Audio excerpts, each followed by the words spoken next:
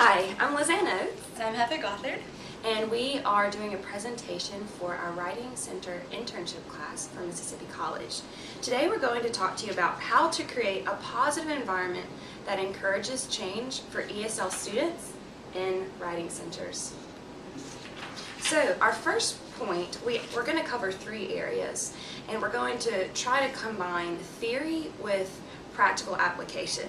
So our first thought is from here to there.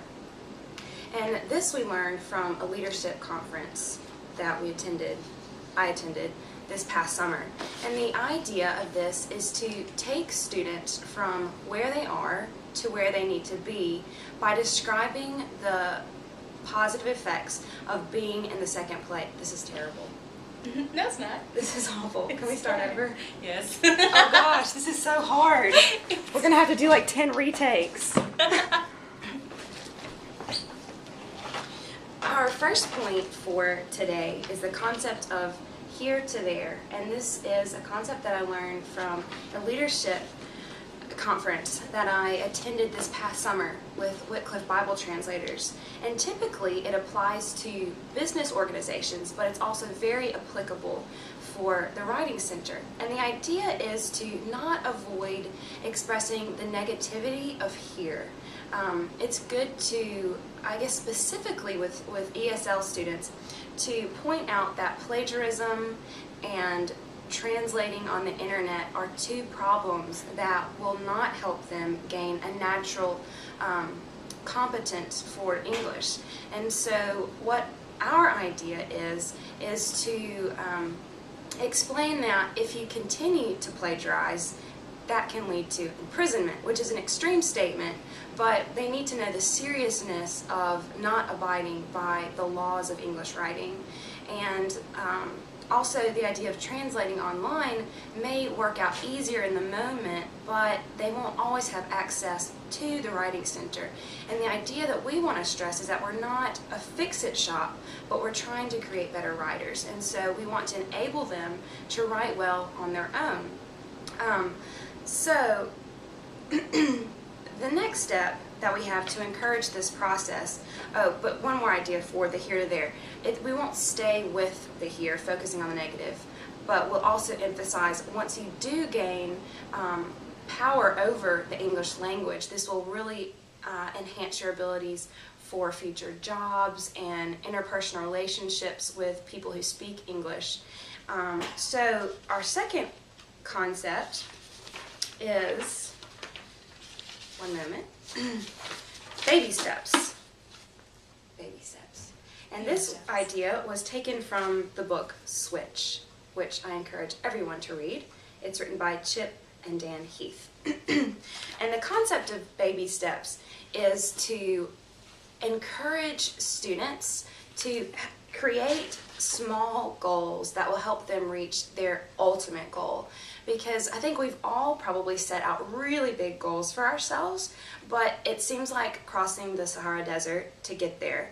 And so as writing tutors and with writing partners, we need to be the encouragement for students all along the way to reach that goal, and not just say, well, you need to be a good writer in English, but show them and encourage them to maybe even talk about themselves some goals that they might have that are really manageable. For example, maybe one week a tutor and a tutee could focus on writing topic sentences or how to properly structure a paragraph. And so once the students gain or achieve these smaller goals, then ultimately they will have reached their ultimate goal. And so part of that encouragement is to really encourage praise at each little step that the students accomplish something, even if it's just that they use the same tense in 2 sentences out of their whole essay. You know, that from an American standpoint that might seem negative, but we need to be sure to encourage all little changes that we see in our ESL students.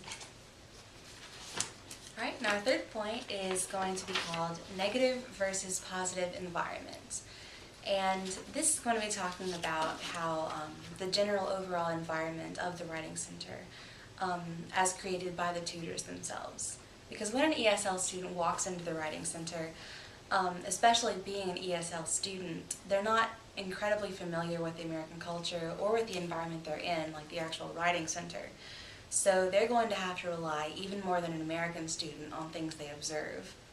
Things they observe around them, meaning like it can be the decorations on the walls, and it can also definitely be the tutor and the way they're greeted when they first walk in. Because, you know, there's a lot of times when I see people sitting in the Writing Center and someone will walk in and they'd be like, oh, who's going to tutor that person? You know, but they kind of glance at each other, but that's really not how it should be. Like, we should be eager at the chance to be able to tutor someone. And just think about how that comes across to the student. They must feel terrible. That's just such a negative environment to come into just from the very first few seconds they walk in. But some things we can definitely do to be positive, to create that positive environment, is the tutor's body language has a lot to do with it. And actually, I got this from an article from De Anza College, and it's about their Writing Center. And it says, during a tutoring session, body language can be used as an important tool to achieve a productive tutoring session. It can also expose a tutor who is not really interested in the tutee's issue.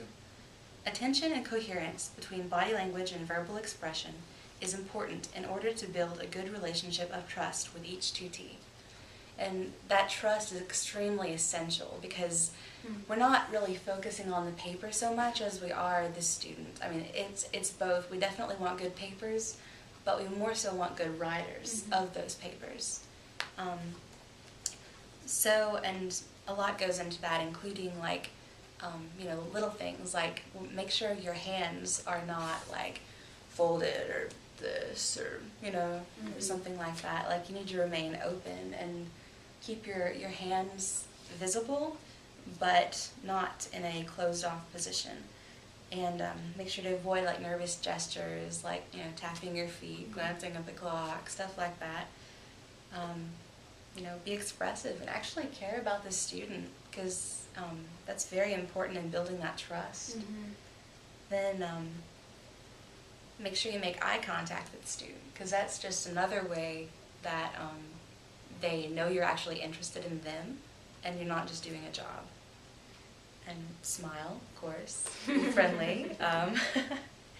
Also, your tone of voice has a lot to do with how it comes across. Like if you're just kind of like, yeah, that's great, no, that's wrong, you know.